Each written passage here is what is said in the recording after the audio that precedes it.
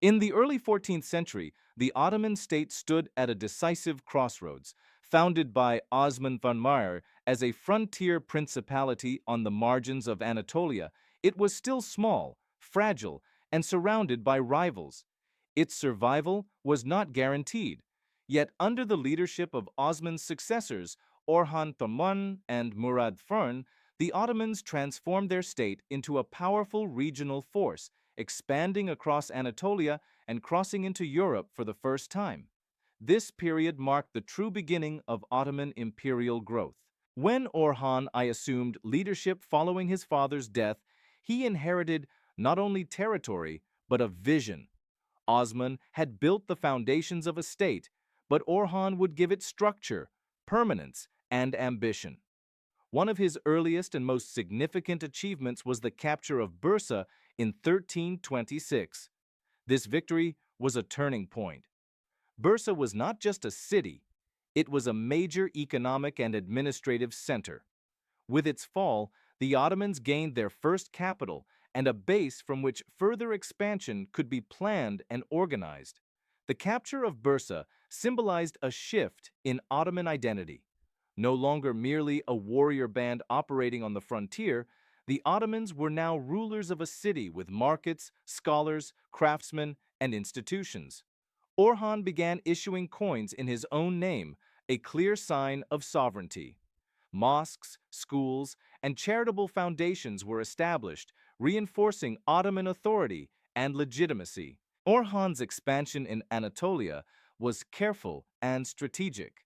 Rather than relying solely on brute force, he used diplomacy, marriages, and alliances to weaken rival Turkish beyliks. Some territories were absorbed peacefully, others through limited conflict. This balanced approach allowed the Ottomans to expand without overextending their resources. By the mid-14th century, Ottoman control stretched across much of northwestern Anatolia.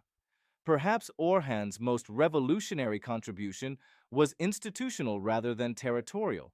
He laid the groundwork for a professional army by organizing standing infantry units and formalizing military pay. These early steps would later evolve into the Janissary Corps, one of the most formidable military forces of the early modern world. With a disciplined army and steady income from conquered lands, Ottoman expansion became more sustainable and effective. The most dramatic development of Orhan's reign came with the Ottoman entry into Europe. In 1354, a powerful earthquake devastated the Byzantine city of Gallipoli, located on the Dardanelles Strait. Ottoman forces quickly occupied the area, establishing their first permanent foothold in Europe. This event changed the course of history. For the first time, the Ottomans were no longer confined to Anatolia. The Balkans were now within reach. By the time of Orhan's death in 1362, the Ottoman state had become a serious regional power. Its territories spanned two continents, its institutions were strengthening, and its future direction was clear. That future would be shaped by Orhan's son, Murad I. Murad I inherited a growing but complex state. Expansion brought wealth and manpower, but also new challenges. Murad proved equal to the task. He combined military aggression with administrative reform, turning rapid conquest into lasting control. One of his first major decisions was to shift the Ottoman capital from Bursa to Edirne, formerly Adrianople. Located in Europe, Edirne placed the Ottoman leadership closer to the Balkan front and symbolized the empire's new European focus. Under Murad, Ottoman expansion into the Balkans accelerated. Ottoman forces advanced through Thrace and into Macedonia, facing a patchwork of weakened Byzantine territories, Serbian states, and Bulgarian principalities. These regions were divided by internal rivalries, making coordinated resistance difficult.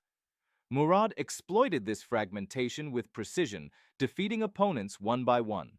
Key victories, including the Battle of Maritsa in 1371, crushed a coalition of Balkan rulers and opened the way for further Ottoman dominance.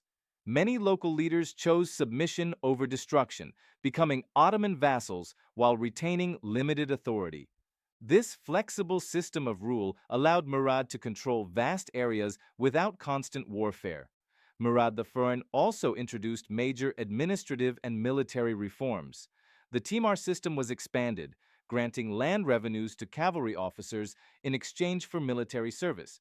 This ensured a steady supply of trained soldiers while tying the military elite directly to the state. Murad further strengthened the central authority of the Sultan, reducing the power of rival nobles and creating a more unified government. Perhaps the most lasting development of Murad's reign was the formal creation of the Janissary Corps. Recruited through the Devshirme system, these elite infantry soldiers were trained, salaried, and loyal only to the Sultan. Their discipline and effectiveness gave the Ottomans a decisive edge over feudal armies that relied on temporary levies. This innovation would shape Ottoman warfare for centuries. Despite his successes, Murad's rule was not without resistance. Christian coalitions repeatedly attempted to halt Ottoman advance. The most famous confrontation came in 1389 at the Battle of Kosovo. Ottoman forces faced a large Balkan army led by Serbian nobles. The battle was fierce and costly on both sides. In the aftermath, Murad was killed, becoming the first Ottoman sultan to die on the battlefield. Though Murad's death shocked the empire, the outcome of Kosovo favored the Ottomans. Balkan resistance was broken, and Ottoman dominance in southeastern Europe was secured. Murad's son, Bayezid I, quickly took control, ensuring continuity and stability. The Ottoman system proved resilient, capable of surviving even the loss of its ruler in the midst of war. By the end of Murad I's reign, the transformation of the Ottoman state was undeniable. What had begun as a small Anatolian principality had become a transcontinental power with established Balkan provinces. Cities, fortresses, and trade routes now fell under Ottoman control. More importantly, a durable system of governance had emerged, one that balanced military force with administrative order. The expansion under Orhan Faisal Murad, I was not accidental. It was driven by clear strategy, institutional innovation, and the ability to adapt to changing circumstances. These early sultans understood that conquest alone was not enough. It had to be supported by strong administration, loyal armies, and flexible policies toward conquered populations. This period laid the foundations for future Ottoman greatness. Later sultans would build upon these achievements, pushing deeper into Europe, the Middle East, and North Africa. But the blueprint for empire, territorial expansion, centralized authority, and military professionalism was created under Orhan and Murad.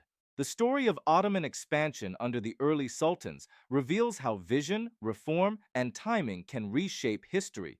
In less than a century, the Ottomans moved from the edges of Anatolia to the heart of the Balkans. It was a transformation that altered the political map of Europe and the Islamic world. And it began with the steady, determined leadership of Orhan I and Murad I.